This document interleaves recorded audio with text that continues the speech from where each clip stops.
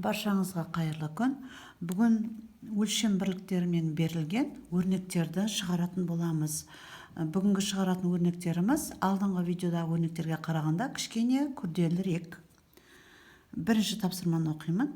4 килограмм 5 граммнан азайтамыз 185 граммды. Енді алдыңғы видеодағыдай айтқандағымдай бірдей өлшем бірлікке келтіріп аламыз. Яғни килограмм, грамм.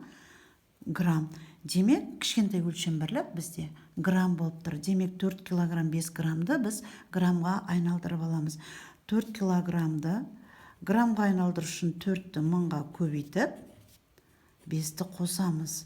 Демек, 4000 5 грамм болды.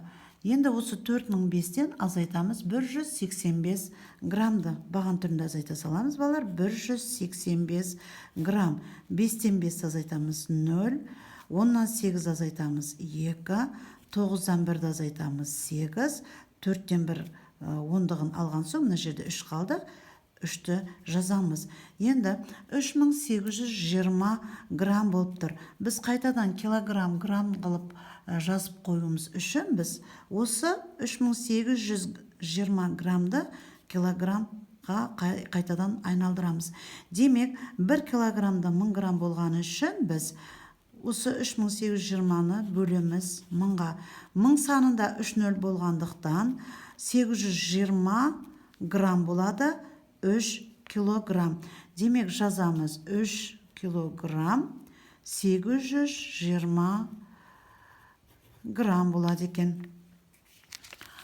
Ары қарай екінші өрнегіміз 26 килограмм 157 граммнан азайтамыз 1895 граммды.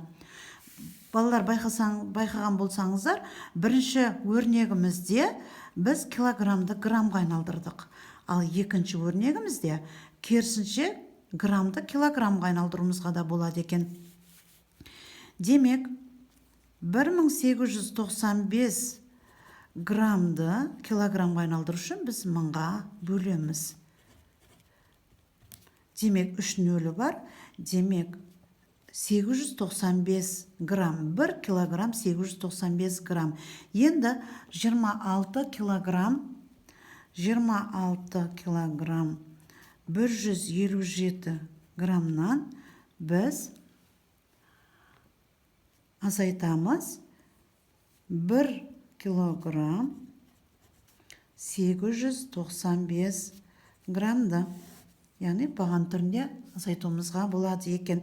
7-ден 5 азайтамыз 2, 15-тен 9 азайтамыз 6, 10-нан 8 2, 5-тен 1 4, 2. Демек, 24 килограмм 262 грамм болады екен. Енді келесі өрнегіміз 16 тонна 6 центнерге қосамыз 8 центнерді. Енді баған түрінде қалай жасасақ болады? 16 тонна 6 центнерге 8 центнерді қосу үшін 16 тонна 6 центнерге қосу үшін 8 центнерді былай жасасақ та болады. Яғни центнерге центнерді қосып баған түрінде жасай салуға болады. Яғни 6-ға 8 қосатын болсақ 14 бір ойда 7 1. Демек, 17 тонна 4 центнер деп жазуымызға болады екен.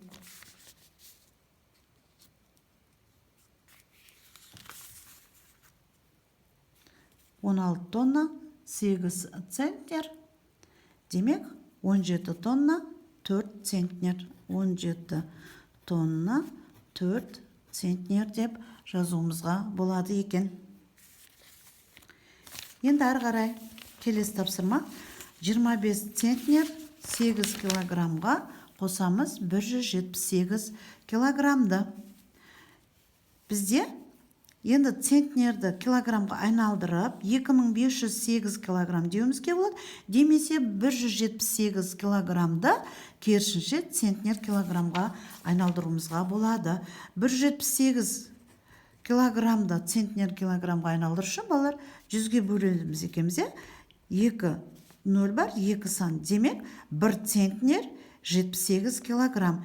Демек енді осыны біз баған түрінде қоса салымызға болады. 25 центнер 8 килограммға қосамыз 1 центнер 78 килограмм. 8-ге 8 16 8 килограмм 6 2. Демек 26 центнер 86 килограмм. 26 центнер 86 килограмм. Келесі өрнегімізді оқим. 16 килограмм 11 граммнан азайтамыз 126 грамм. 16 килограммды граммға айналдырып аламыз. 16-ға көбейтеміз 1000-ды. Не үшін 1000-ға көбейтіп атқанымызды түсінген боларсыңдар, балалар. Алдыңғы видеода да өзім түсіндіргенімдей, немесе парақшамда байқаған болсаңыздар, оқушыларымда түсінікті етіп айтып берген, өлшем бірліктерін қай кезде қалай айналдыруға болатынын. Демек килограммды граммға айналдыру үшін 16-ны 1000-ға көбейтіп 11-ді қосамыз.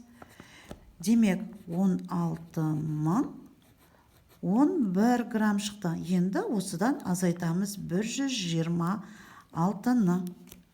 Демек баған түрінде азайта саламыз. 11-ден 6 5, 10-нан 2 8, 9-дан 1 8, 5, 1. Енді килограмм граммға қайтадан айналдыру үшін жаңағы айтқанымыздай 1000-ға бөлеміз.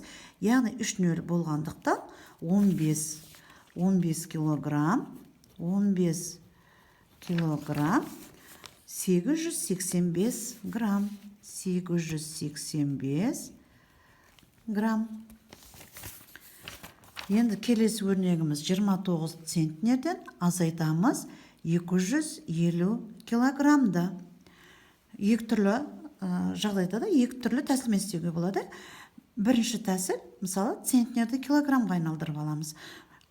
Қандай жағдайда да өлшем бірліктер бірдей болған кезде ғана біз өрнектерді азайта алады екенбіз. Не центнерді килограммға айналдырамыз, не болмаса килограммды центнер килограммға айналдырамыз. Демек 29 центнерді килограммға айналдырып 2900-ден 250-ді азайтуға болады. 8-ден 2 6. Не болмаса 250 килограммды центнер килограммға айналдыру үшін балар тағы да айтып өтейін, 100-ге бөлеміз, 2 нөл бар. Демек бізде бұл 2 центнер 50 килограмм. Енді 29 центнерден осы 2 центнер 50 килограммды қалай аламыз баған түрінде ала салуға болады екен. 29 центнер 2 центнер 50 килограммды қалай алады екенбіз. Яғни центнерден центнерді аламыз 50 килограмм. Демек біз 0,0 килограмм деп жаза аламыз. Демек 0-ден 0 0, 0-ден 5 5, 8-ден 2 6, 2. Демек 26 центнер 50 килограмм. 26 центнер 50 килограмм шығады екен. 38 тоннадан 36 центнерді қалай азайтуға болады? Тоннаны өлшем бірліктерін бірдей етіп аламыз алдымен, оны түсіндік, балалар. 38 тоннаны центнерге айналдыру үшін 1 тоннада 10 центнер болғандықтан 38-ді 10-ға көбейтеміз. 38 10-ға көбейтсек 380. 380-нен 36-ны азайтамыз, балалар. 344 центнер. Егерде оны тонна центнерге айналдыратын болсақ, керісінше 10-ға бөлеміз. 10-ға бөлетін болсақ, онда 1 нөл бар. Демек, 1 нөліміз центнер күйінде қалады. сонда 34 тонна 4 центнер шығады екен. Енді 45 килограммнан азайтамыз 45 граммды. 45 килограммнан азайтамыз 45 граммды. 45 килограммды граммға айналдыру үшін мыңға көбейтеміз. Сонда 45 мың шығады екен, балалар. Азайтамыз 45-ті баған түрінде азайтамыз. Ауызша азайтуға да дағдылануға болады, балалар. Демек, баған түрінде азайтып та үйренуіміз керек. Бұдан да күрделі сандарды, көп таңбалы сандарды азайтып машықтануымыз керек. 10-нан 5 аламыз. 5, 9-дан 4, 5, 9, 4, 4. 44.955 грамм. Енді 1 килограммда 1000 грамм болғандықтан, 1000-да 3 нөл бар, демек граммымыз 955. Демек 44 килограмм 955 грамм. Енді 16 тоннадан азайтамыз 157 килограммда. 16 тоннаны килограммға айналдыратын болсақ, 16 мың азайтамыз.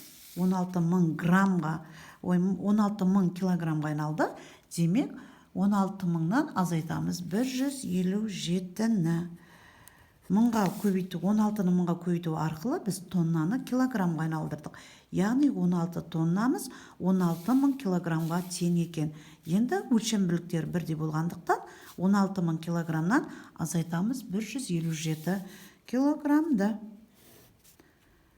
10-нан 7-ні азайтамыз 3, 9-дан 5 азайтамыз 4, 9-дан 1-ді аламыз 8, 5, 1. Дәл солай алдыңғы жағдайдағыдай 1 тоннада 1000 килограмм болғандықтан 1000 санында 3 нөл, демек 843-іміз килограмм, ал мәні 15 тонна 843 килограмм.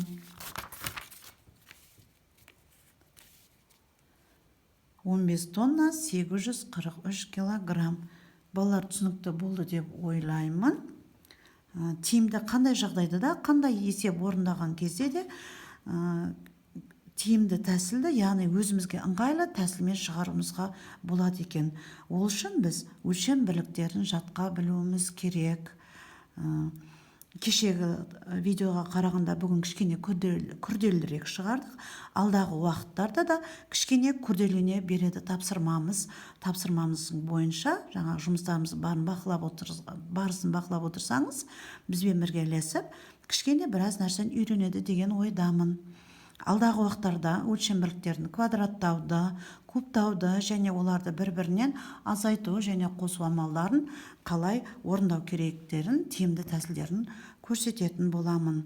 Сіздерге түсінікті болды деп ойлаймын, балалар. Сау болыңыздар.